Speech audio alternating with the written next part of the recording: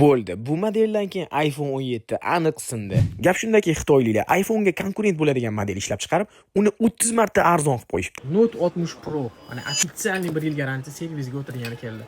24 ga 256 rasmiy kafolat. Snapdragon protsessor bo'lib chiqdi bu. 5G da keldi. Ko'pchilik so'ragan edi, 5G bo'ladimi, 4G bo'ladimi deganlar uchun 5G internetda keldi. Undan tashqari bitta telefon olganlarga mashincha narsa qo'shib beriladi.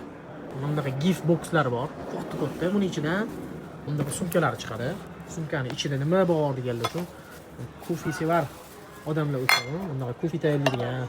Xullas, bir nimalari chiqarganda, men nimaligini hali o'zim ham bilmadim. Undan tashqari zaryadchik bilan mana bespроводной zaryadchigi ham o'zida chiqadi. Qarasanglar, shu bahaybatizm bu. iPhone'ni ham bemalol zaryadga qilsangiz bo'ladi.